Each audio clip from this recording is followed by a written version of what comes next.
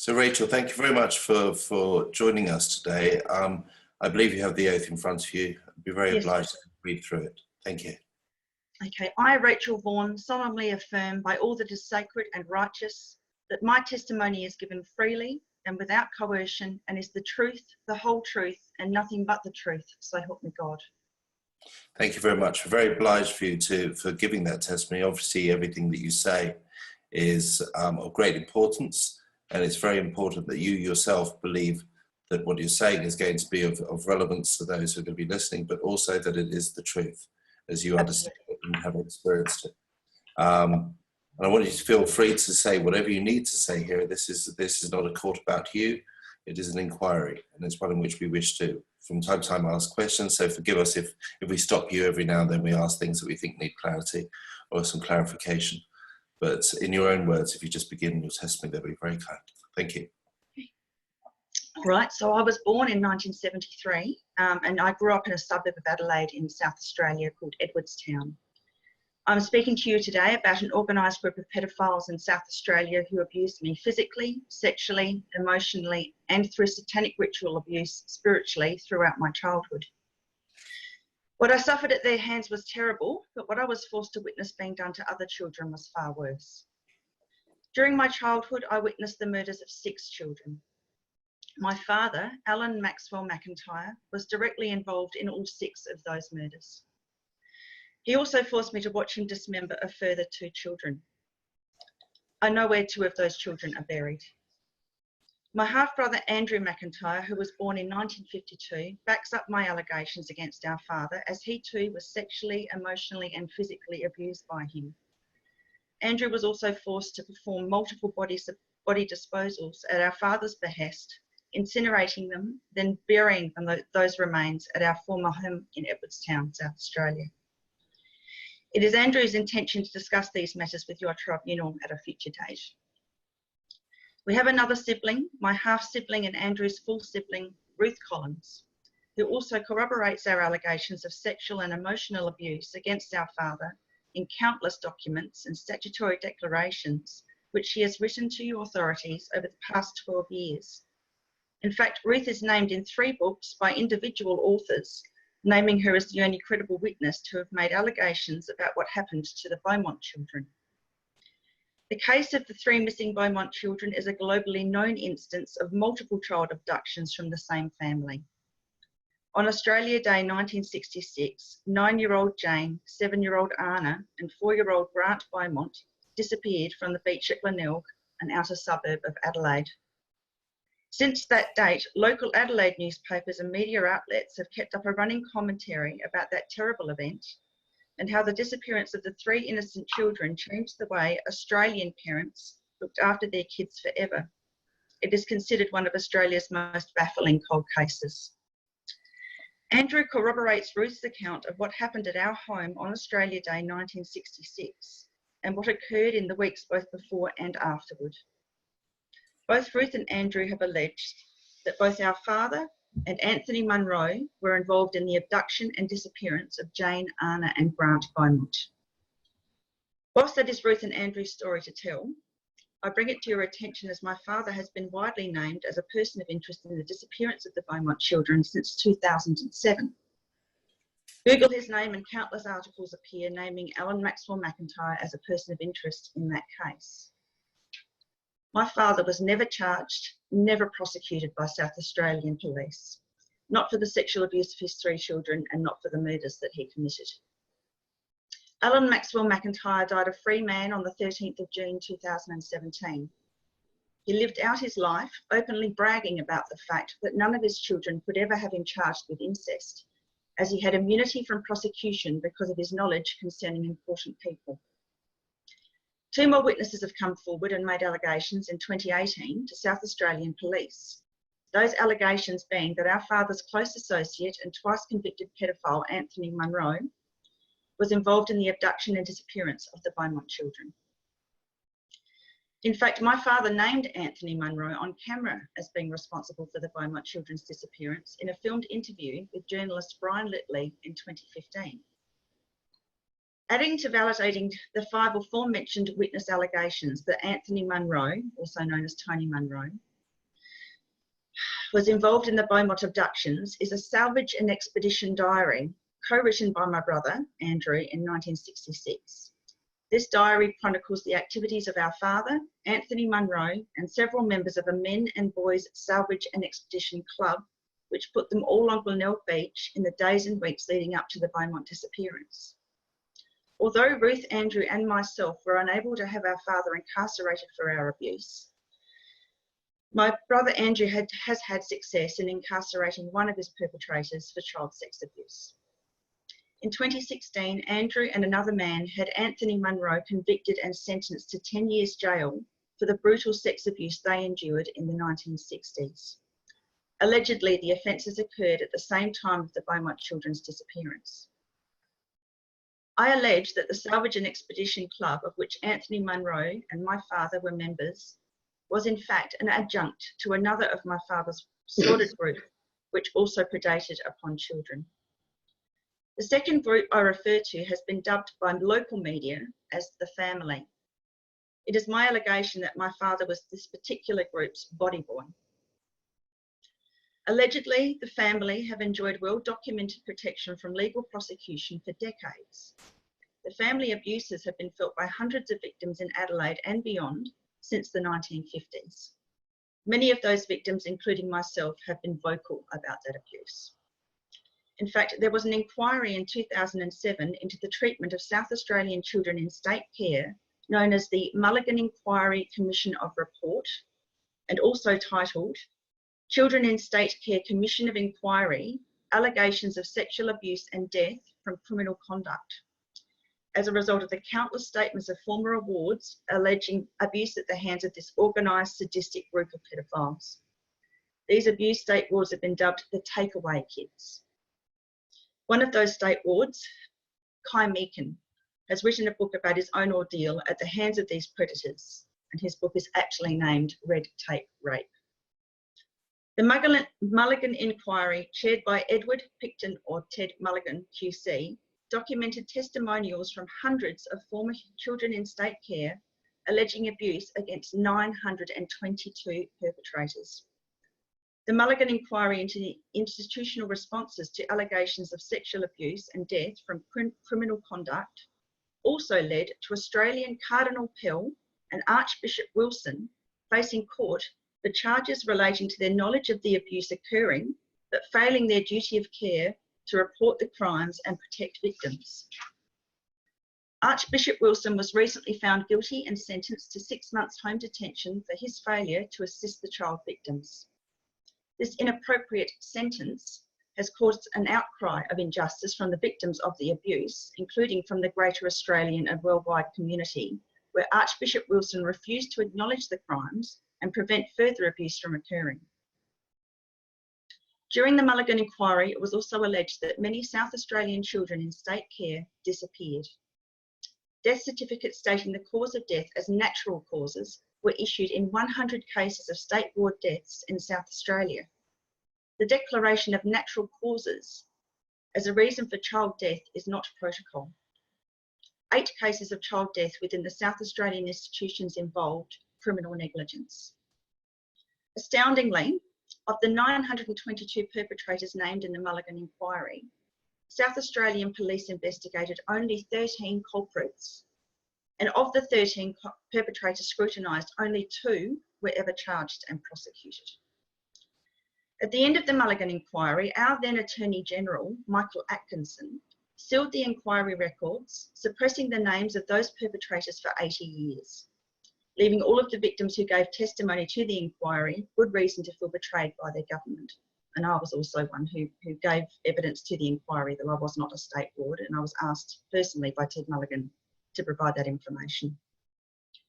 Andrew will no doubt tell you himself why he believes that some of those state wards declared missing by their siblings and friends during the Mulligan Inquiry provided the human remains which he was forced by our father to incinerate on our Edwardstown property during his childhood.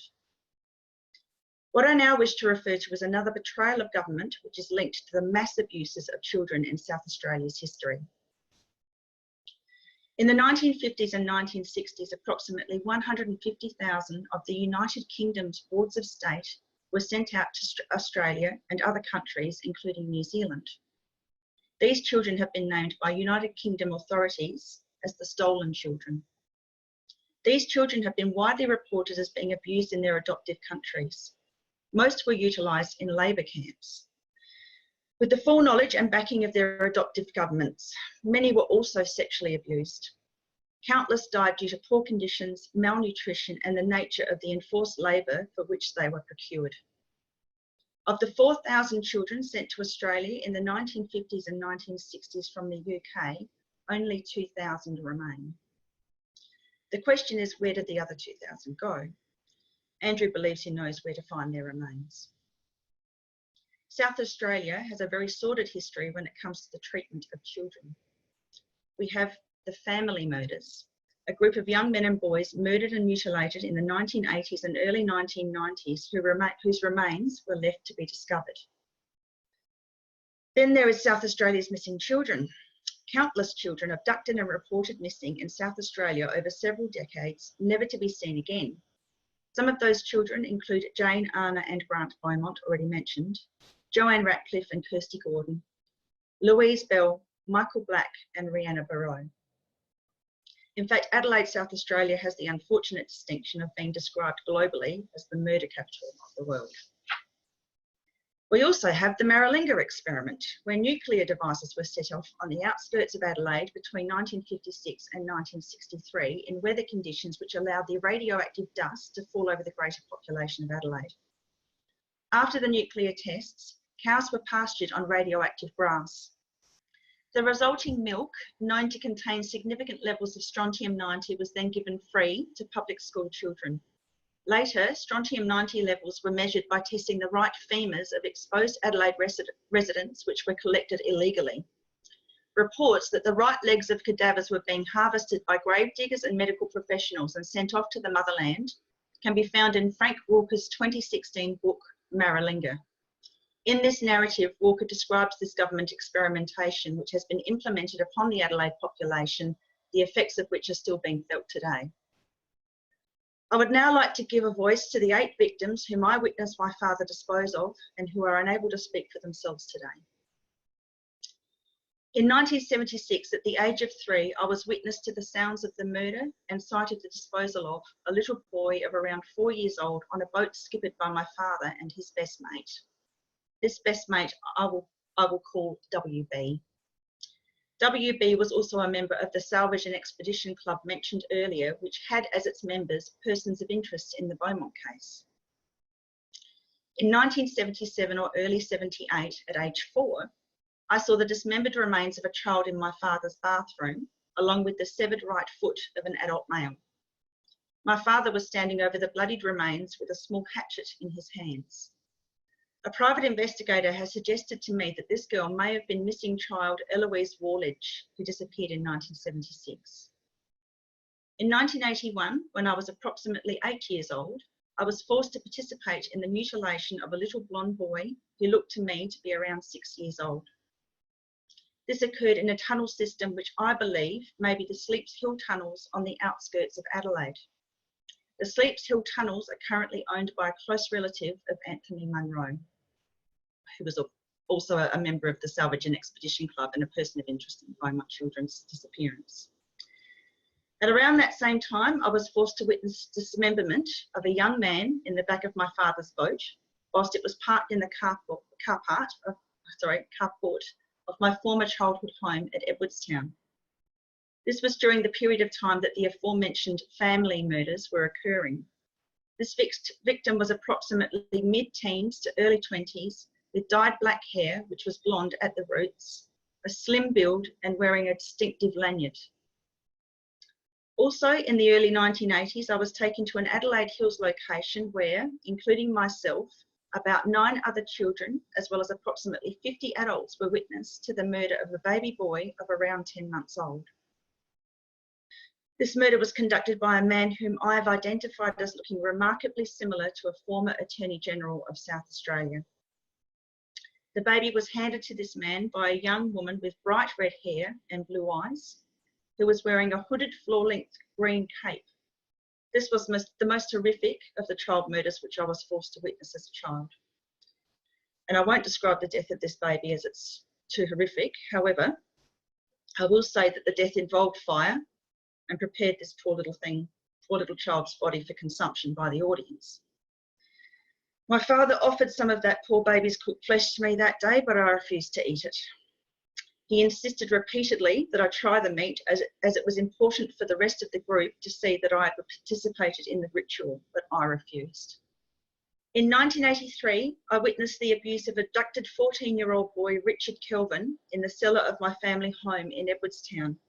Sometime later, I was taken by my father to visit Richard in another tunnel system of what seemed to be a water treatment facility. At the time that my father took me to this facility, Richard appeared to be near death. Shortly afterward, I heard the news reports that his body had been found near a dam in Kersbrook on the outskirts of Adelaide. The way in which Richard Kelvin's body was discovered by a member of the public and his report responded to by South Australian police is typical of the police response to serious crimes reported in South Australia. A man had found Richard Kelvin's body and called police to alert them to that fact. Typically, the officer this man spoke to did not believe him.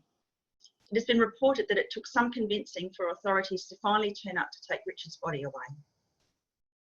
There is a known culture within the South Australian Police Force where people reporting crimes of serious offences, especially sexual assault, are treated as delusional. Even more disturbing, the organisation which takes the reports, called Crime Stoppers, is not even government owned. All reports of historical crimes must be made through Crime Stoppers before a police response can be elicited.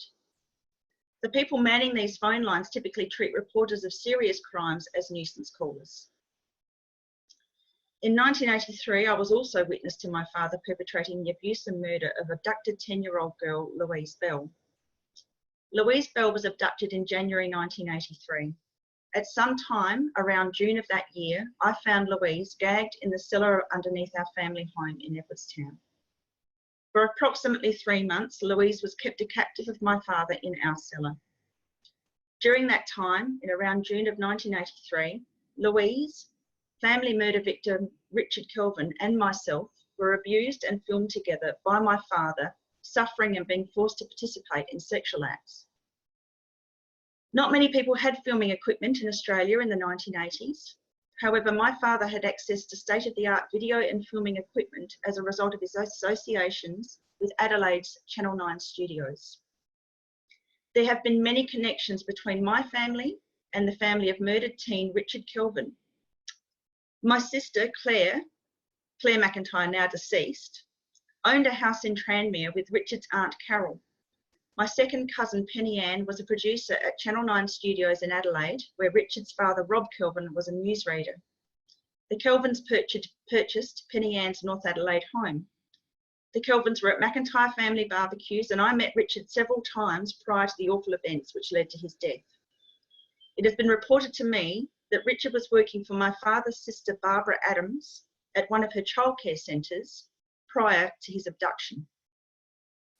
During the time that Louise Bell was held captive under our Edwardstown home, she and myself were both abused by then Chief Inspector of Police, Graham Bennett Fraser.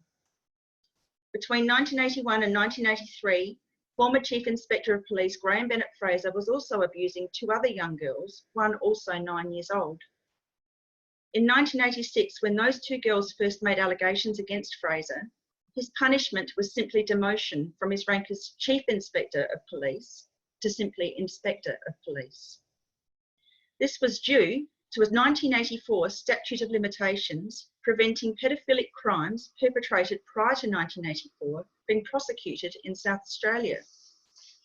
That ridiculous statute was overturned some 10 years ago, thanks to a group of dedicated volunteers, including my sister Ruth Collins. Overturning the statute of limitations contributed to Fraser and others finally being charged for criminal child sexual abuses which were perpetrated prior to 1984.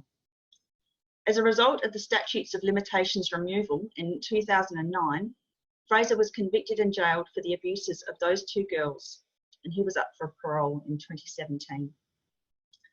I put it to you all here that the very existence of that 1984 statute of limitations proves that terrible things happen to children in South Australia. In 2012, I first made allegations to South Australian Police that former Chief Inspector Graham Bennett-Fraser sexually abused Louise Bell and myself in 1983 when I was 9 and Louise was reportedly 10 years old. I made these allegations against Graham Bennett-Fraser at the same time that I alleged that my father had killed Louise Bell in front of me in September 1983, after which my father buried her in our Edwardstown backyard. These allegations were reported in a statutory declaration which I handed to my local police officer in Galway on the 19th of January 2012.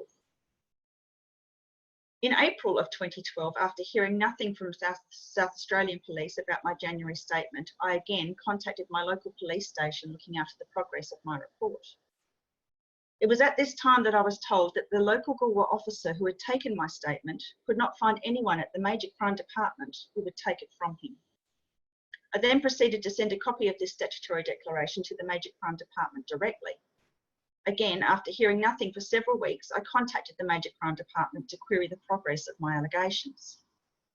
This was not the first time I'd been fobbed off by South Australian Police. I have been making allegations against my father of sexual abuse and multiple child murders since 2006 and have been roundly ignored. Report numbers have been refused to be given. The Sex Crimes Investigation Bureau refused to return my phone calls regarding my father's assaults, and all complaints that I had made to departments such as the Police Complaints Authority, police ministers and other statutory bodies responsible for disciplining police were met with the same continued responses such as, your allegations do not warrant further investigation and your case has been deemed an operational matter. And that's a very important statement, operational matter, as there was an operation in South Australia within the police force at that time called Operation Deny. And I believe that the name of that operation was specifically designed and a specific directive to South Australian police officers to deny any allegations that were given to them. And during that time in the United Kingdom, there was a sister operation going on called Operation Red Flag. In May 2012, I finally managed to engage with a Crime Stoppers agent who agreed to continue my call through to a detective at the Major Crime Department. After speaking with this detective, it was decided that an interview was finally required. I was then contacted by a second major crime detective who suggested that I meet him for an interview in the car park of the Christies Beach police station. When I asked why I couldn't be interviewed in the station, I was yelled at by this detective. He then ranted to me that he didn't know anyone at the Christies Beach police station, as if this was reason enough to conduct an official police interview in a car park. I found the prospect of meeting this irrational detective terrifying and engaged a lawyer. My lawyer advised me not to meet this detective in a car park of any description, after which he organised a meeting at the Major Crime Offices in Adelaide for me. During this June 2012 interview at the Major Crime Offices, in the presence of my mother, I told the two attending detectives several facts about the Louise Bell case which had never previously been relayed by the media. Firstly, I told them that her first name was Tracy. This revelation made the detective in charge of the Louise Bell case nearly fall off his seat.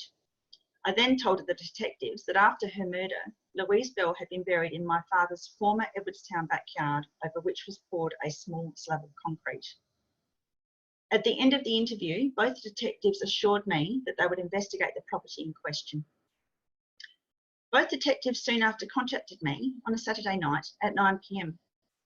The conversation which followed begged belief. Both the detectives insisted that the girl whom I saw murdered and buried at Edwardstown was not Louise Bell. I insisted that she was. The conversation went on for some minutes, with both detectives adamant that the girl in question was not missing girl Louise Bell. However, I stood my ground as I was certain of her identity. Finally, both detectives seemed to concede defeat in trying to convince me otherwise, and the call was terminated. And there was video footage of Louise Bell aired shortly after the two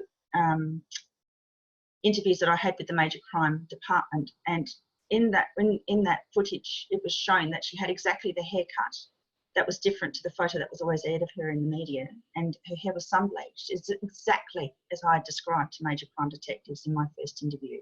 So I was absolutely certain it was her. In the days following the conversation with the detectives, I was called back for a further interview at the Major Crime Department, conducted by the same two detectives. At this appointment, I had both my lawyer, Craig Roberts, and my mother present. At this second interview, I was told by the detective, who was not personally responsible for the Louise Bell case, that I must be mentally unwell. This was despite my psychiatric evaluation to the contrary, which I had sought and cost me quite a bit of money in 2007, simply to lend credence to my allegations, but it was useless. The same detective told me that my allegations regarding a cellar and tunnels which exist underneath my father's former Edwardstown home couldn't possibly exist. The detective stated that he had visited the home in question and looked into termite inspection points, assuming that these tunnels were a figment of my imagination. Inspecting these termite inspection points was unfortunately the full extent of this detective's investigation. He did not look into the roof space to find the trapdoor, which I had already told him led to a ladder behind a pantry in the laundry. This ladder led to the underground cellar. The detective also failed to check the end bedroom for evidence of the disruption of floorboards, which had been pulled up prior to the current owners moving in. As I had already told this detective, the reason the floorboards were pulled up was because the original boards had been cut to allow a small hatch into the cellar below. During my time in the home, this hatch was covered over with a piece of free-floating carpet over which my father's bed was always stationed. This detective also failed to discover that these tunnels do exist under the Edwardstown area. I have a private investigator who has furnished me with a plethora of documentation of those tunnels, including photographs of the many tunnel openings in the area, houses with access to the tunnels, and industrial complexes in Edwardstown which document those tunnels in detail. Finally, this detective also failed to take ground-penetrating radar equipment to the place where I allege Louise Bell is buried and scan for her remains. It has been brought to my attention by a child protection advocate that the tunnels underneath the Edwardstown area are still being used today by a group of organised pedophiles who use those edifices to traffic children from one house to another. I allege that some of the houses in question which sit over this tunnel system with access are owned by members of this organised group of predators. How do I know this? Because the child protection advocate with whom I am in contact is the support person of a child who is currently being abused in those tunnels and whose abusive parent owns a home with access to the same underground system. And this is my main reason for coming to you today. I've been making these reports for 12 years, but when I discovered some months ago that this child was still being abused in the same area, I was just so incensed as a mother and so disgusted at the South Australian Police that I've decided to put my life on the line and speak to you all here today. Not only do I have extensive evidence that the tunnels under my father's former Edwardstown home exist, my allegation that my father's former home sat over a junction of two of these tunnels has also been substantiated. This made my father's former home very well placed for child trafficking purposes. These tunnels led in one direction down Macklin Street towards the Tock H Scout Hall, whilst the other end of this tunnel ran under a nearby main road named Crossroad and continued towards the Glenelg tram line. One end of the east-west tunnel ran under a home on the corner of Crossroad and Almond Grove, which my father described as possessing a killing room. I was taken to this house on Crossroad as a small child and practiced on by men who conducted procedures such as catheterising my urethra. I suffer urethral stenosis to this day as a result of those procedures and have been forced to undergo surgical interventions in adulthood to retain the ability to urinate without a catheter. It is important to note here that my father knew many people in the medical fraternities at both Adelaide and Flinders universities and medical centres in Adelaide. My mother even gives an account that my father used to dissex our female cats. Others have also made similar allegations that my father performed medical procedures on our family pets. However, he had no formal medical training. He was formerly an electrician and wiretapper for Australian Telco Telecom. The house on Crossroad had a butcher out the front and a bakery at the side, all on the same property.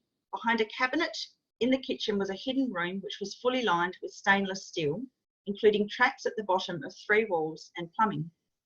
The steel lining of this room's walls rose approximately 5 feet up each side. I was taken to this house by my father on another occasion when I was also a small child. On that occasion, I was forced to watch as my father instructed and presided over the conduct of 2 other males, who then butchered the corpses of 2 men. The 2 unknown men who conducted this procedure I had not met prior to this event and never met again to my knowledge. Both men looked very similar but of different ages, as though they were father and son. When the bodies were cut up, they were packaged into 2 separate suitcases. And there have been other cases in South Australia where bodies of dead people have been found in suitcases. I've heard allegations that in 1973, one of our family members, who was then aged 6, pointed this crossroad house out to another family member as they drove past one day. This 6-year-old stated that our father had forced him to clean up a lot of blood at that location. This was at the time that 2 young girls, Joanne Ratcliffe and Kirsty Gordon, went missing from nearby Adelaide Oval. This is another of Adelaide's disturbing and all too frequent unsolved missing children's cases. The dual kidnappings of these 2 girls from the Adelaide Oval in August 1973 has been dubbed the Oval abductions. This is a cold case which has never been solved, according to the media and South Australia Police. However, private detectives and journalists, as well as one victim's family member, have collated ample evidence suggesting a person of interest from the Yatina area, which is north of Adelaide. Despite this, major crime detectives also refuse to view or consider that evidence. My father has been named as a person of interest in the Oval abductions case also. In his defence, as an alibi for this crime, my father has stated that he was away as a Navy reservist during the time that the Oval abductions occurred. However, despite extensive searches by myself and professional researchers, there are no Navy records to support his alibi. Getting back to the tunnel system under Edwardstown, it is my allegation that there are multiple homes of interest along the tunnel system.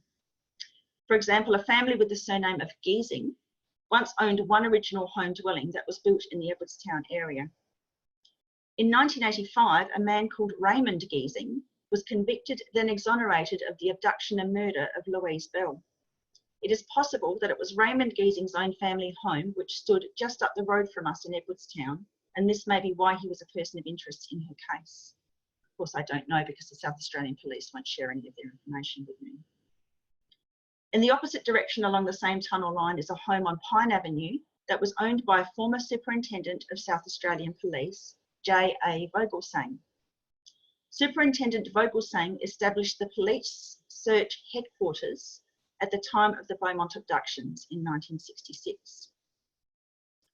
The tunnel which intersected under my father's former home with the first tunnel mentioned above ran in the opposite direction at 90 degrees and went under the nearby railway line on Railway Terrace in Edwardstown and also under Main South Road beyond. It is along this railway line that tunnel entrances can be found, and of which I have several photographs supporting their evidence and their existence, and I remember coming out of one of those entrances as a child. This tunnel at 90 degrees to the original tunnel described here also runs under homes which have access to this tunnel via basements and other openings, and I have proof of those as well. In reference to the allegation that my father was responsible for the disposal of multiple children's victims' bodies, I need to refer again to the aforementioned house with the killing room on the corner of Cross Road and Armage Grove. As mentioned earlier, this house had on the same property a butcher and a bakery. My father told me many things about this house as I was growing up. He said that the special activities in the killing room spilled out into the butcher and bakery attached. I did not understand this at first, but I do now. My father was a cannibal. He was quite proud of the fact and often bragged to me that if he ate the flesh of 100 victims, he would become immortal. This was part of an aspect, or was an aspect of his satanic faith, and my father was involved with the Rosicrucians, the sect of the Golden Dawn, which was started by Alistair Crowley, who my father adored. And my family has a very long history with Freemasonry. My grandfather, Joseph Wright, was supposed to have been the head of the Freemasons in his time.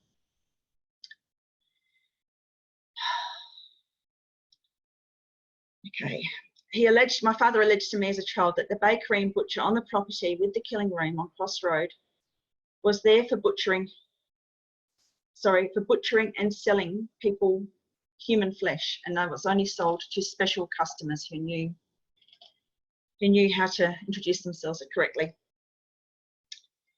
In fact, a private detective has shown me a particular type of sticker that can be found on certain Adelaide butchers, which has a King K on it.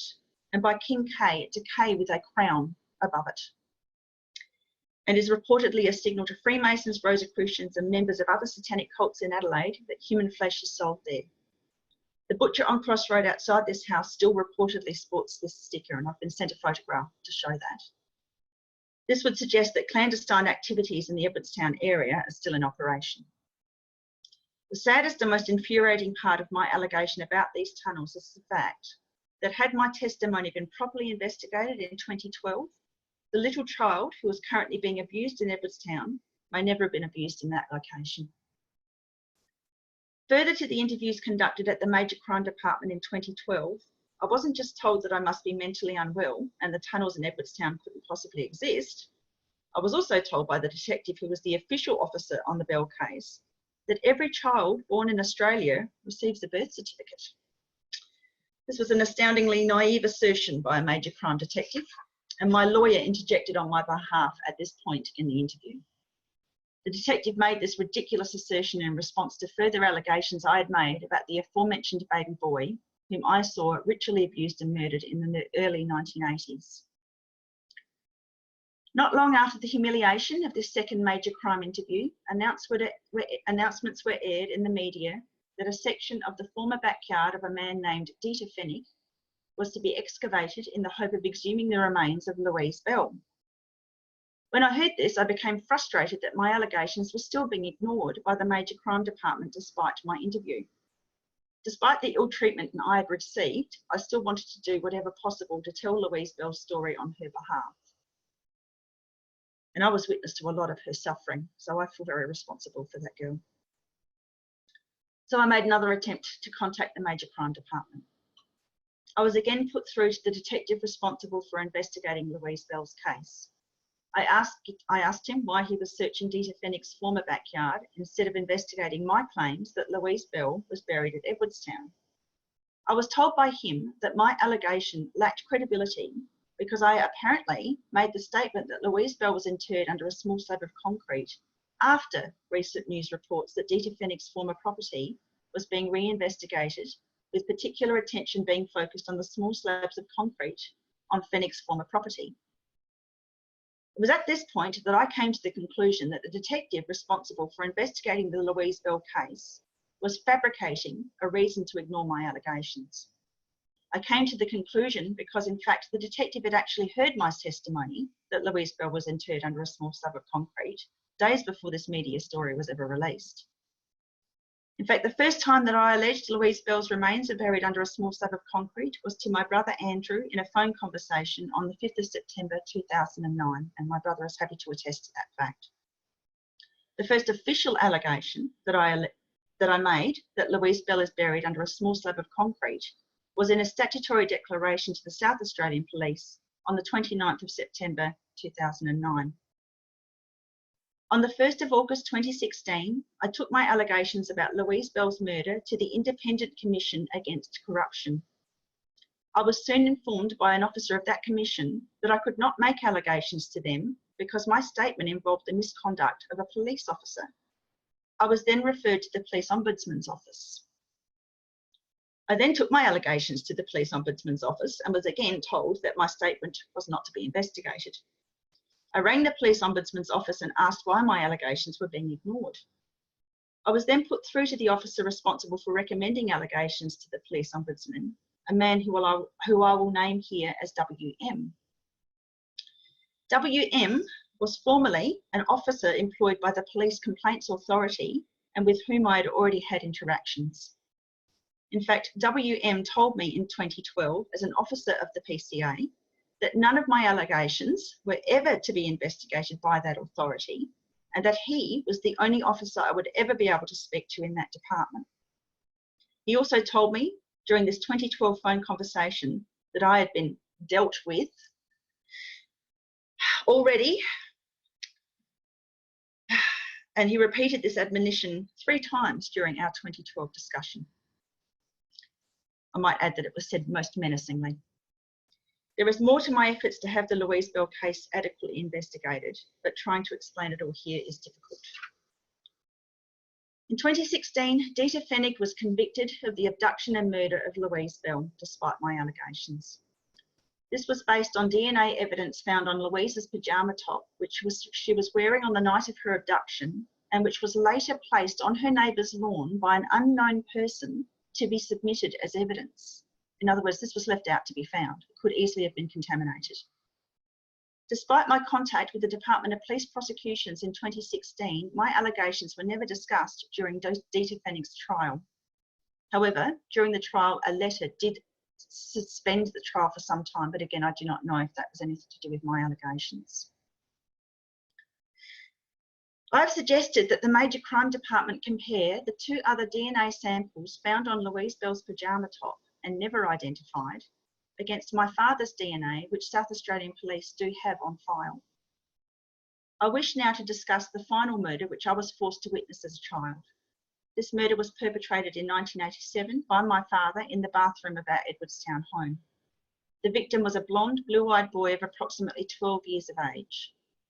My father and his 3rd wife completely remodelled this bathroom following this boy's murder.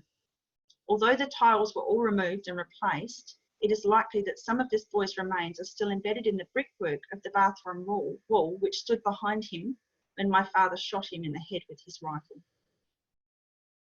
So that concludes the murders and mutilations I was forced to witness as a child. And what follows is an overview of my attempts to have my allegations properly investigated by South Australian authorities and authorities in Australia in general.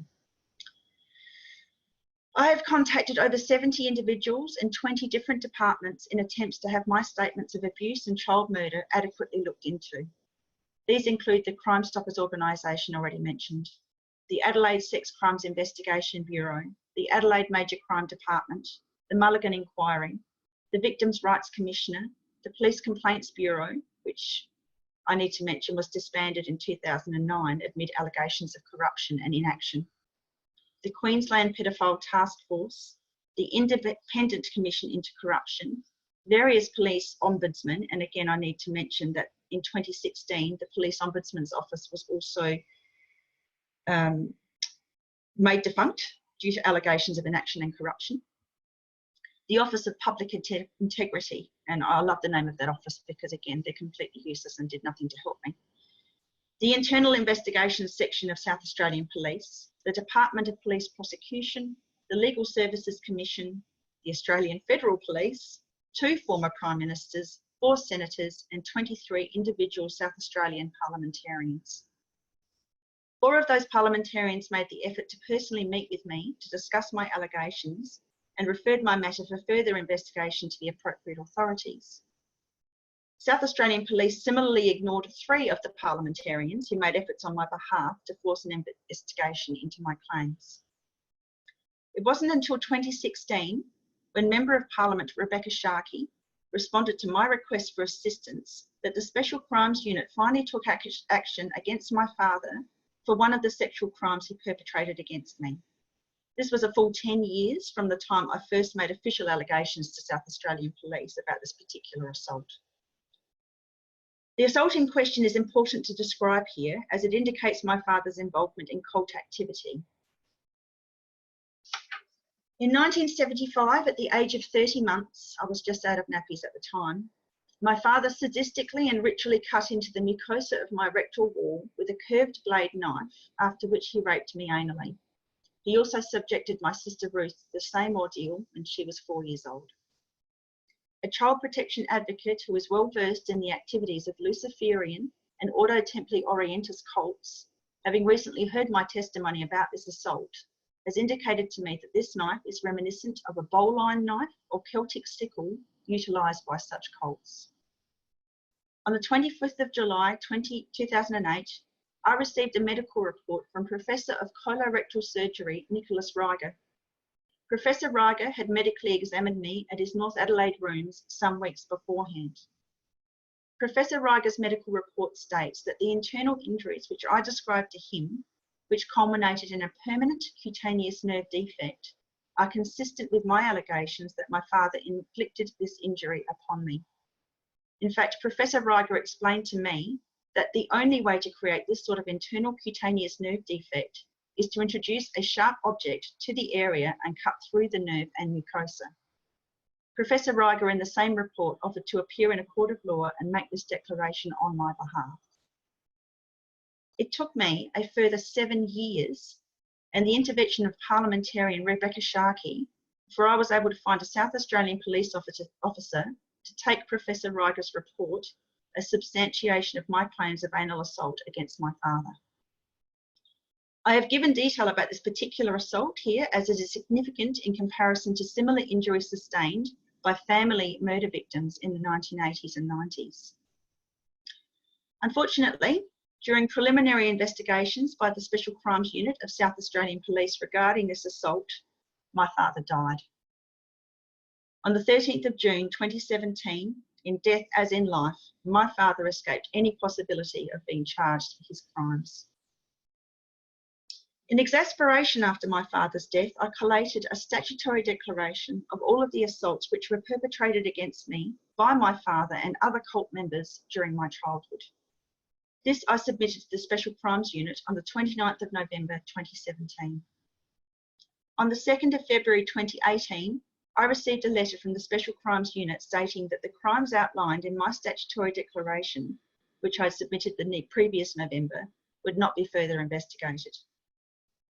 Soon after this response from the SCU, I read in the newspaper that the new head of that department is a former Major Crime Department detective who heard my sister Ruth's allegations and those of my mother back in 2009, but did not act upon them. I now wish to read out to you the 2018 response of the Special Crimes Unit to my numerous allegations of serious crimes against multiple perpetrators outlined in that statutory declaration, as it is a perfect example of the ineffectual responses myself and siblings have received from government departments in this state over the past 12 years. And I'm quoting here from the SCU, from a Detective Senior Sergeant, Ms. Vaughan. I am in receipt of your correspondence dated 29th November 2017, where you wrote allegations against a number of persons for historic sex crimes against yourself and the murders of several children. A detective has reviewed your information. As a result of the review, I have determined that no further investigation will be conducted. The information that you have provided will remain on file. I have wondered many times over the years why my father had immunity from prosecution for paedophilia and murder throughout his lifetime. Researchers who have heard my testimony suggested that I look for information relating to MK-Ultra mind control techniques. After extensive research, I came to the conclusion that there are corresponding factors which I and other family members have experienced, which leads me to think that my father and his pedophile cult were involved with MK-Ultra mind control experimentation. My brother Andrew and I have come to believe that our father was a member of the Australian Security Intelligence Organisation known as ASIO. The best evidence to support this belief is the fact that our father worked for 40 years as a wiretapper for telecommunications company Telecom, which is now known as Telstra. Our father was also in the Navy Reserves and travelled extensively throughout the world on Navy expeditions. He also procured child pornography for the black market. I know this as I was often the subject of filming. I was filmed both at home as well as at the Channel 9 studios in Adelaide. On one occasion in 1977, when I was 3 years old, I was taken to the Channel 9 Adelaide studios and met family murder victim Richard Kelvin for the first time. I was sexually assaulted on that date by a former Adelaide radio DJ who died not long ago. Another victim of child sexual abuse who was associated with Adelaide's Channel 9 studios is Janet Priest. Janet had a well-known Channel 9 newsreader as her brother. Janet's book, A Reason to Live, released in 2005, chronicles her allegations of sexual abuse perpetrated by her pedophile father. Like me, Janet's father not only abused her sexually, he also allowed fellow pedophiles to abuse her. With regard to declarations by South Australian police employees that there is not one shred of credible evidence supporting allegations that my father perpetrated serious crimes, I have this to say. There is, I allege, solid physical evidence of my father's multiple child murder victims at 2 of his former properties in Stansbury and Edwardstown. Unfortunately, until those remains are exhumed, that evidence will remain elusive. There is significant anecdotal evidence from my corroborating half-brother and sister that the remains of the 3 Beaumont children lie in a sinkhole at my father's former property at Stansbury on the Yorke Peninsula. In fact, Ruth and Andrew's witness accounts giving credence to this belief is convincing enough for third parties involved with a Facebook page called In Memory of the Beaumont Children Missing Since 1966 to publish a petition to force South Australian Police to exhume the remains of Jane, Anna and Grant Beaumont from this Stansbury sinkhole. And at last check, over 4,800 people have signed the petition. The petition was fuelled by administrators of that site, including journalist Brian Litley, who interviewed my father extensively about allegations brought against him by Ruth and Andrew in the years before his death. It is from one of these interviews that I will now quote my father's own declaration about what happened to the Beaumont children in 1966, and I quote, "I know a lot about the Beaumont killings. I want the whole bloody mess looked at. Now I'll get around to who killed the Beaumonts. You want to know about Tony Munro? He is deeply involved. He is one of the most evil pieces of work that ever drew breath. Munro turned up with the 3 bodies in the back of the car." And I quote that, and that is my father. Here my father substantiates my sister Ruth's claims that the Beaumont children were shown to her in the boot of our father's car on Australia Day 1966, a claim that she's been making since 2007. The car was parked outside our Edwardstown property at this time. In the same interview, my father went further to claim that Anthony Munro, and I quote, "arrived at my house on the 26th of January with the 3 children in the boot of my car. I didn't even own the car and it never happened when I was there. I believe Munro is up to his eyeballs in this," end quote. In a signed letter, which my father wrote to a major crime detective in 2012, which predates this interview, my father also states the following: "Tony Munro is a person of interest to Detective Brian Swan." At the time my father wrote this in 2012, Detective Brian Swan was the presiding officer over the Beaumont children's disappearance. What follows now is a statement my father made in a filmed interview, again with journalist Brian Litley, in which he acknowledges finding his good mate and convicted pedophile Anthony Munro in bed with his young son Andrew. And I quote, "I caught him in bed with my son. They were bundled and naked. I didn't make a scene. He was a boy, a beautiful boy. He was my son and he was in love with a scoutmaster," end quote. And Tony Munro was Andrew's scoutmaster. At the time that my father states that he found the adult Anthony Munro with my brother, Andrew was only 13 years old. Munro had been abusing him for years. I allege here that only a pedophile could find a grown adult male naked in bed with his juvenile son and not make a fuss. For my father to then try to blame the interaction on Andrew by stating that Andrew was in love with his scoutmaster is offensive in the extreme, an outright lie, according to Andrew, and is again an indictment of my father's status as a pedophile. Earlier this year, the back property of a factory in North Plympton, just a short walk from Edwardstown, was exhumed in the hope of finding the remains of the Beaumont children.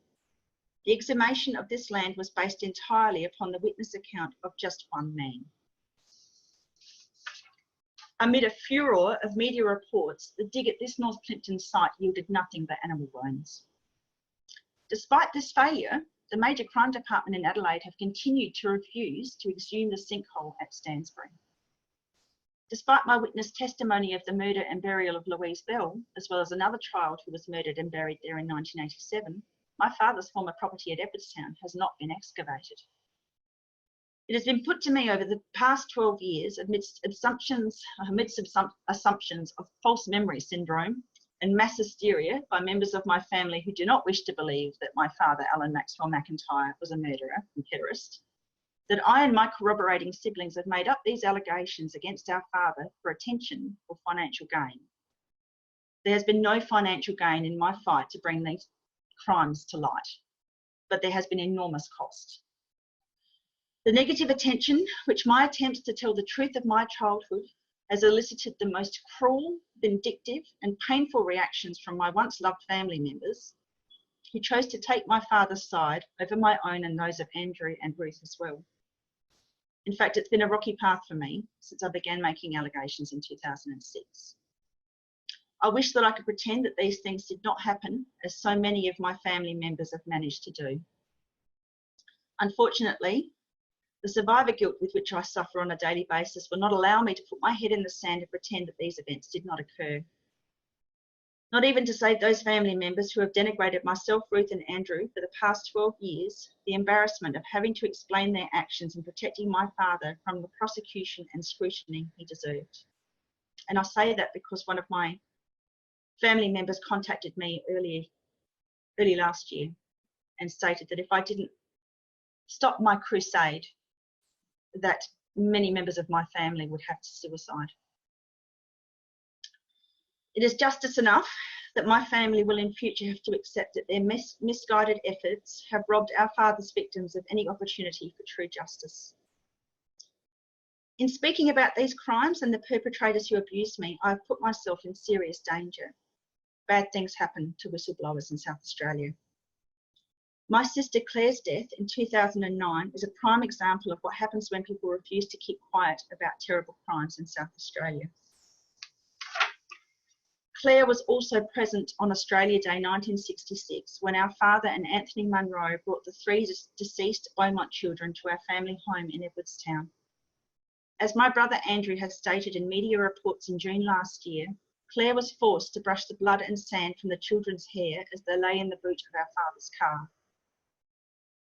In August 2009, Claire made a call to the Major Crime Department and made an appointment to speak with a detective about her witness account of what happened to the Beaumont children in 1966. The next day, Claire was found dead with a broken neck in her own backyard.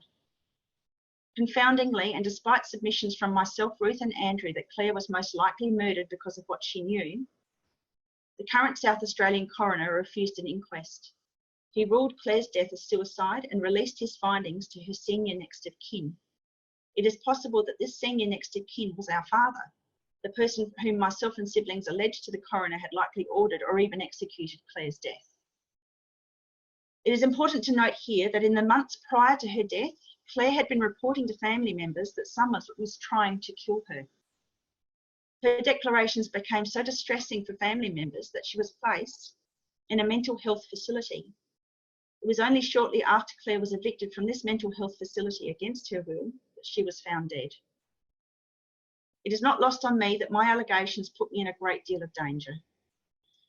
Claire's untimely death is testament to that fact, but it is a danger that I've been forced to face on a daily basis since first making allegations in 2006, and it's a fear I've had to live with my entire life.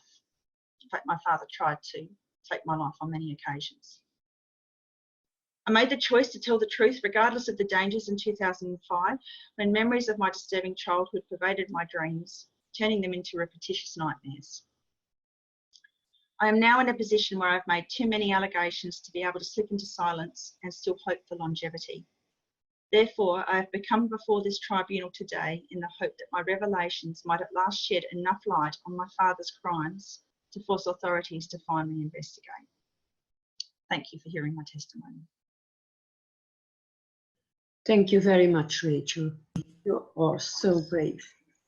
I think many victims and even dead victims must be incredibly grateful for what you are doing now. Be proud of yourself. Thank you. I have some questions, but I first leave the word to Chris Cleverly. I'll be back to you. Thank you very much, Rachel. You're very clear. The testimony that's been given quite clearly as well sheds a light upon something in an area that has been concealed clearly for a very long time. There's also clearly seems to be a lot of attempts being made in the past to actually shed light on this from various areas.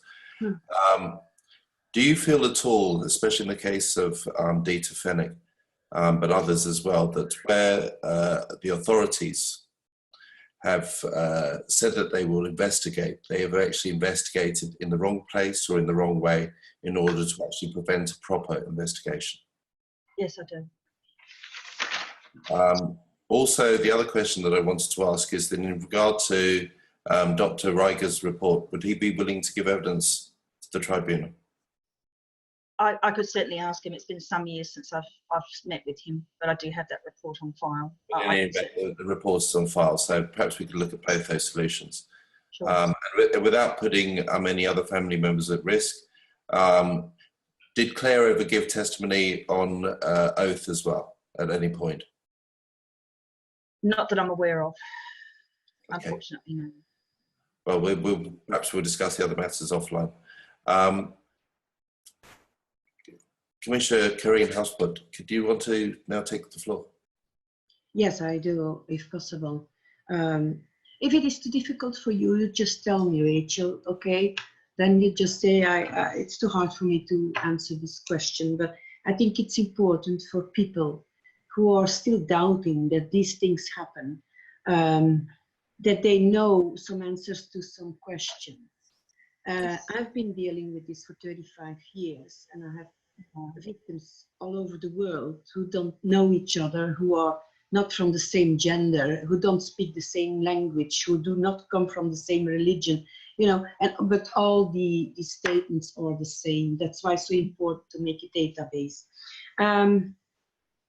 My first question is, how come you look so well?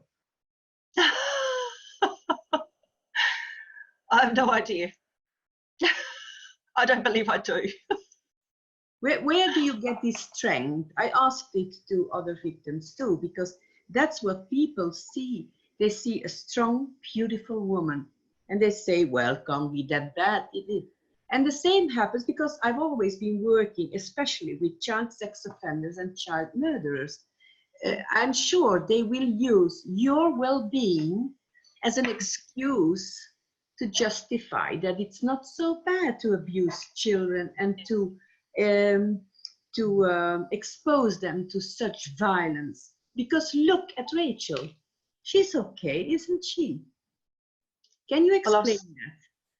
I've suffered depression for most of my life, and I have a chronic anxiety disorder, which has prevented me from working for most of my, well, for many years. I do have work at the moment, but the work that I do does not require me to leave my home very often. I'm a telephone consultant. I'm very lucky so that I don't have to face too many people. My friends and family can attest that I'm not okay. I've been quite messed up by the whole experience. It doesn't mean it's true. No. You know, you are okay. You're very strong, by the way. But what would you say to those criminals, and please don't call them pedophiles anymore, call them pedocriminals or pedosexuals. That's a much better word. What would you tell them now? What would be your message to them if they use your well-being appearance as an excuse that it's not that bad? What would you tell them? That they didn't break me. That they may have tried, but I am not a broken person. I became stronger from the experiences that I went through, but not in the way that I could then become affluent or successful, but in a way that made me so determined to prove that these things did occur and to put those people where they belong, in jail. They did not occur. They did that to you. You know, a lightning, a thunderstorm is something that occurs. But what they did was what they did to you. It didn't occur. It is something they decided to do. So it was a free choice. Yes. Let's put the right words where they belong, okay? You are not to blame. They are the ones to blame. So that's my first question. The second is, yeah, again, we see a testimony, as I've seen tens of them all over the world, of the involvement of the states, the governments, the police departments, especially childcare, schools, Yes. justice departments, churches, the medical world. Well, just think of in the UK, Saville, the boys' town in the United States, the Dutroux case in Belgium, and each time they have to investigate something, they don't do it. They just don't do it. And you must be lucky that they don't throw you in a mental health hospital. So, well, it has been threatened. It was threatened to me by my father because his third wife was a psychologist. So I had those threats. And in fact, my father's first wife died in a mental institution shortly after my sister told her what happened to the Beaumont children. And what they did to the Beaumont children.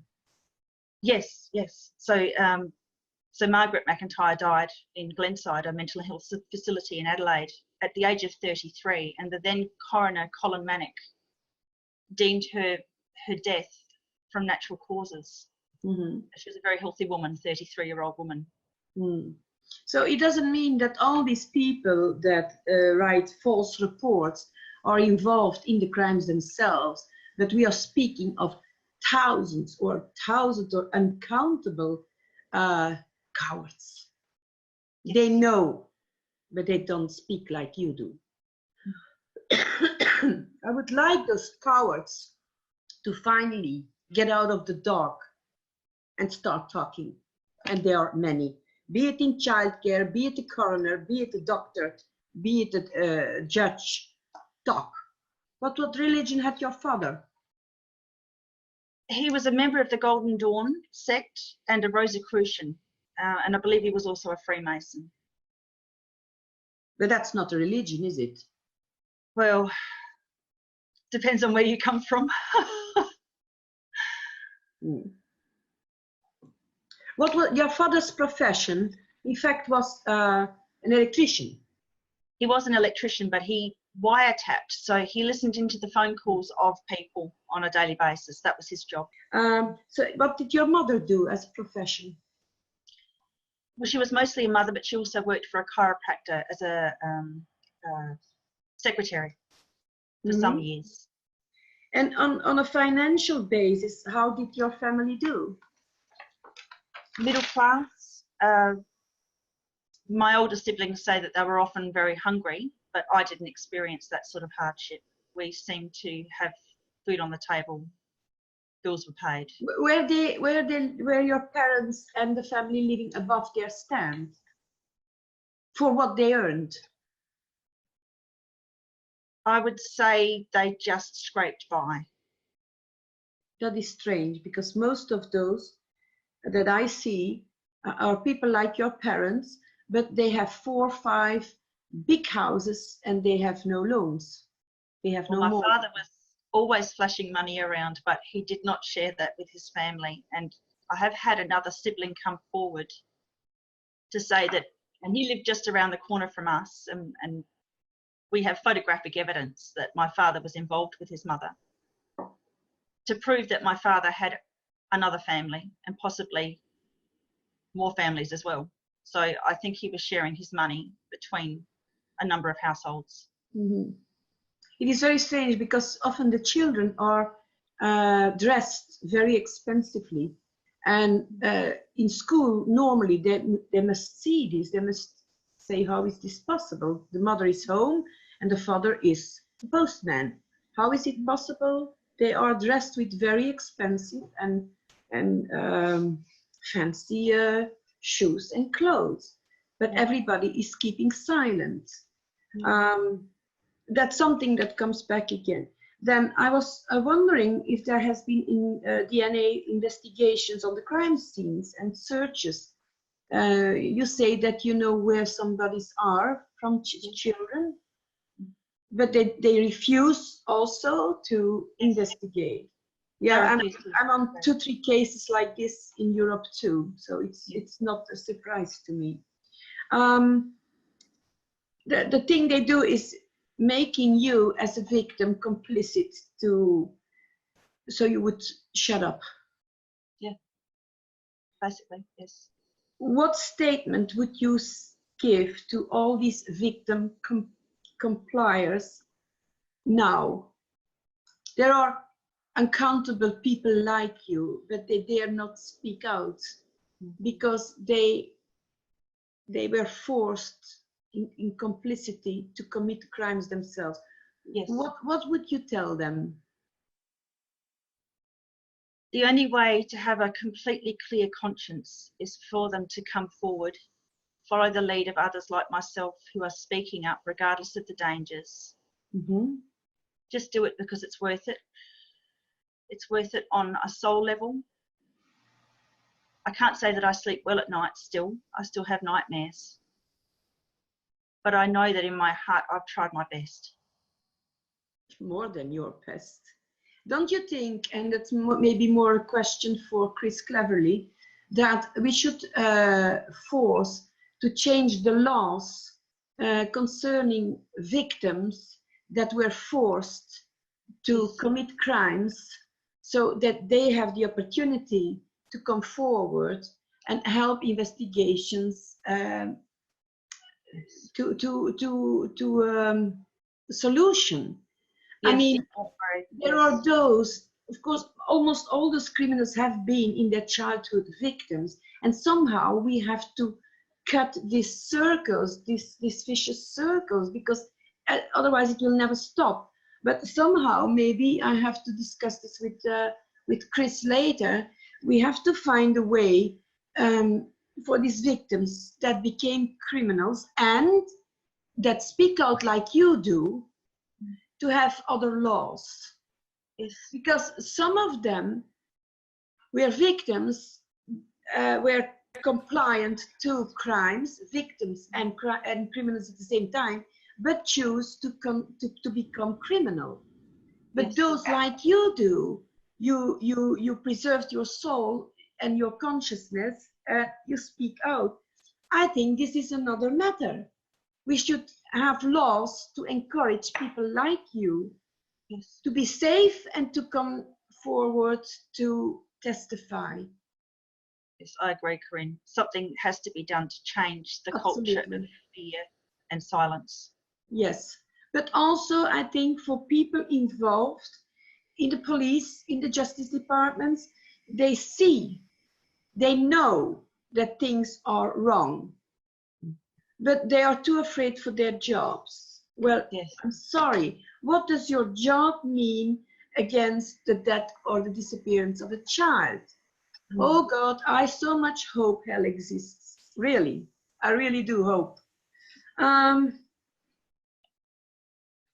Did you talk to the parents of the missing children about what you know about them? No, I did not.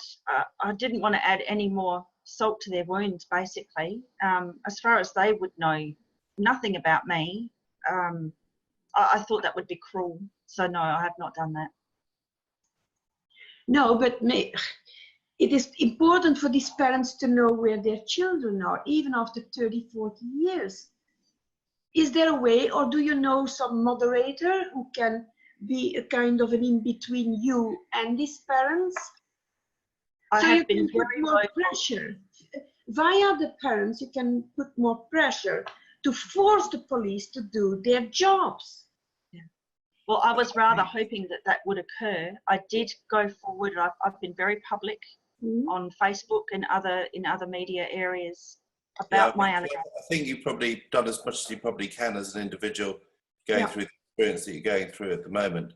But certainly with support from people like ourselves and with Commissioner Corinne, certainly we can start to put the network together of those people who have been victimised, into which create a structure which will give you the support, and those who have also are the parents of victims, the support, the unknowing parents of victims, the support that's necessary to do this. I'm particularly aware of the repetition of the Edwardstown tunnels as a feature throughout this, and your continuing fear in relation to the continuance of perpetration of these crimes in that area. I'm very mindful of that. And it's certainly something that we will discuss offline with our team here. And I'm very grateful for you to putting that forward. I think that any other supporting evidence that you can get in relation to live testimony, in relation to that, let's start to bring those people together. Let's start to voice those concerns. One voice can only speak so loudly. Yeah. Many voices can speak so much louder. And so from us here, we very clearly wish to support you on this. I've been very moved by the testimony, as I'm sure the other commissioners have been, and we wish to support you further. I return back to Commissioner Karine Hotspot to close off for us. Karine? Oh yeah, sorry. Yes, I'm going to close off, but to those watching your statement, what do you want to say, Rachel? Ask yourselves why a person who has never been before the media before, apart from a very short interview way back in 2007, why would I keep fighting for this over the last 12 years for no financial gain and for no other reason, certainly not wanting fame. I'm a normal person. I want to fade into the background, but I'm not in a position where I'm allowed to do so. Why would I be doing this if it was not true? Absolutely. Why would I put myself in this danger? Yeah, you have nothing but trouble, but you're brave enough to do it. And it's thanks to people like you who are brave enough. And I hope a lot of people who see your testimony and the testimonies of the other brave women and men come forward as witnesses, as victims, but also from within the system. We need to change it. We need to have justice done for all these children being abused at this very moment, being tortured and killed at this very moment, but also for those who have been through this like you and who did not survive this. For all these human beings, we need justice. That's why it's the International Tribunal for Natural Justice. I'm very grateful for your testimony, and I hope I can get your email and we'll stay in contact and we'll do what we have to do. Okay? Very good. Thank you. Thank you very much, Rachel.